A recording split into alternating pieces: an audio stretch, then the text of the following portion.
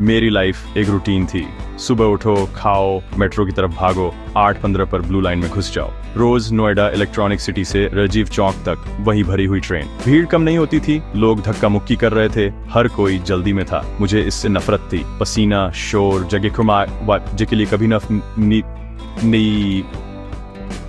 खत्म होने वाली लड़ाई। बैठ हेडफोन लगाकर और मैं गायब होने की कोशिश करता, स्टेशन गिनता जैसे छोटी छोटी जीतें हों।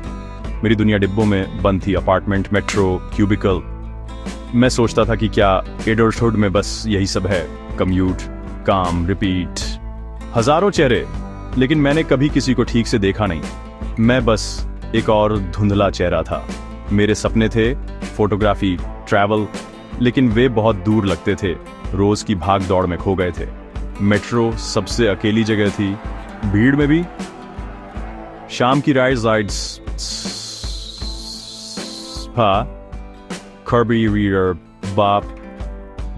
खराब होती थी, हर कोई थका हुआ, घर पहुंचने के लिए बेताब। मैं दीवार से टिक जाता, अपने स्टॉप का इंतजार करता, दिन खत्म होने का इंतजार करता। मैंने कभी सोचा नहीं था कि ब्लू लाइन सब कुछ बदल देगी। फिर एक दिन मैंने उसे देखा, कोई फिल्मी मोमेंट नहीं, बस अफरा तफरी, और वह वहीं थी, दरवाजे के पास एक किताब पढ़ रही थी। सिंपल कुर्ता, जीन्स, उस पागलपन में भी शांत।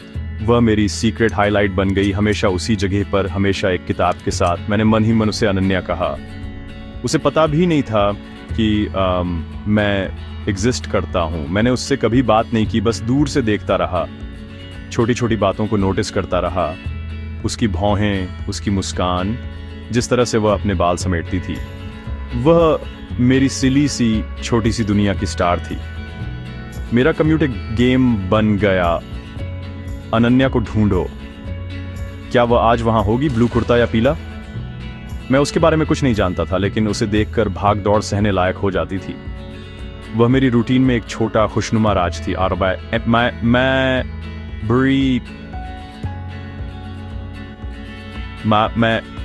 बस्टर सा एरोडैक इस और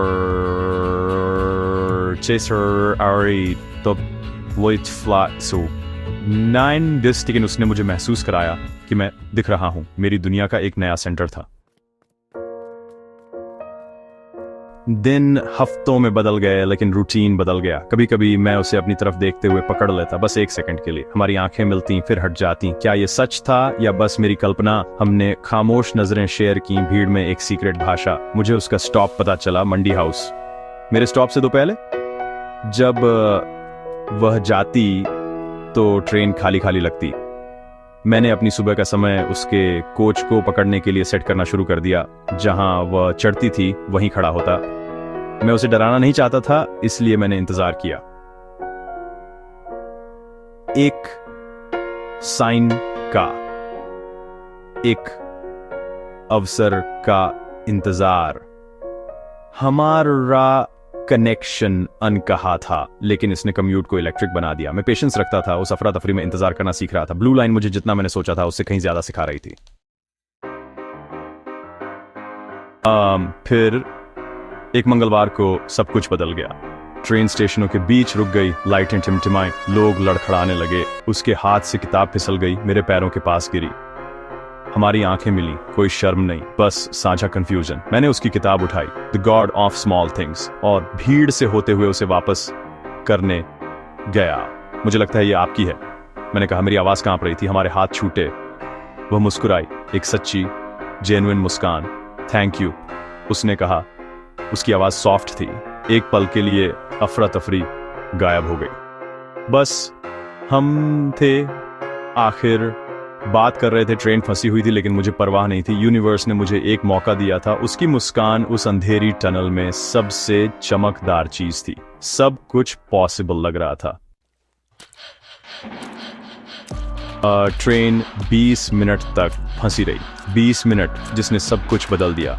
हमने किताबों, जॉब्स, सपनों के बारे में बात की। उसका नाम रिया था, अनन्या नहीं। वो एक ग्राफिक डिजाइनर थी, मैं रोहन था। बातचीत आसानी से हुई, जैसे हम एक दूसरे को सालों से जानते थे। जब ट्रेन चली तो मैं नहीं चाहता था कि यह खत्म हो। अपने स्टॉप पर वो मुस्कुराई। आपसे बात करके अच्छा लगा रोहन।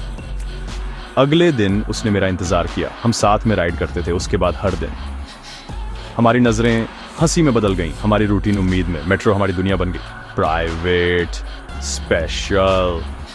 दोस्ती कुछ और में बदल गई, धीरे धीरे, खूबसूरती से। एक शाम मैंने पूछा, क्या मैं आपसे इस वीकेंड मिल सकता हूँ? वह मुस्कुराई। मुझे बहुत अच्छा लगेगा रोहान, ब्लू लाइन ने मुझे सिर्फ एक कम्यूट से ज्यादा दिया था। इसने मुझे प्यार दिया। मेरी लाइफ अब सिर्फ एक भाग दौड़ नहीं थी, यह एक जर्नी थी और मैं अगले कदम का इंतजार नहीं कर सकता था।